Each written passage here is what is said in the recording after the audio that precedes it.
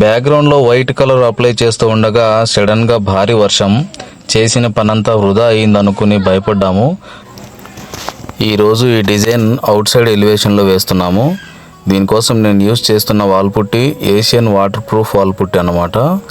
ఇది నీటిని అబ్జర్వ్ చేయకుండా చాలా కాలం లైఫ్ ఇస్తుంది. దీని గురించి మీకు లాస్ట్ వీడియోలో వివరించాను. మేము సెలెక్షన్ చేసిన డిజైన్ స్టోకో డిజైన్ అన్నమాట. సో ఇది బ్యాక్గ్రౌండ్లో ఒక రకమైన ప్యాటర్న్, అదే విధంగా ఫ్రంట్ సైడ్ ఒక ప్యాటర్న్ ఉంటుంది. సో బ్యాక్గ్రౌండ్లో ప్యాటర్న్ కోసం నేను రోలర్తో డిజైన్ చేశాను. ప్రతి డిజైన్కు స్పెషల్ టూల్స్ అనేది కాకుండా మన దగ్గర ఉన్న వస్తువుల్ని వాడుకోవడం మనకు తెలిసి ఉండాలి. సో ఇంకా ఫ్రంట్ సైడ్ ప్యాటర్న్ కోసం అలా టెక్స్చర్ బ్లేడ్తో డిజైన్ చేశాను. అవుట్పుట్ అయితే చాలా అద్భుతంగా వచ్చింది. ఎక్స్టీరియర్లో ఉంది కాబట్టి దీనికోసం డ్యామ్ ప్రూఫ్ ప్రైమర్ యూజ్ చేశాము. ఇక కలర్ విషయానికి వస్తే 3 కలర్లు శాంపిల్ కోసం వేసి చూపించాను.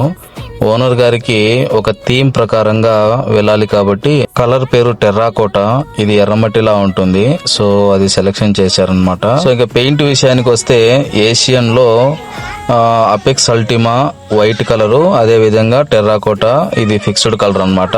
బ్యాక్గ్రౌండ్ లో వైట్ కలర్ అప్లై చేస్తూ ఉండగా సడన్ గా భారీ వర్షం.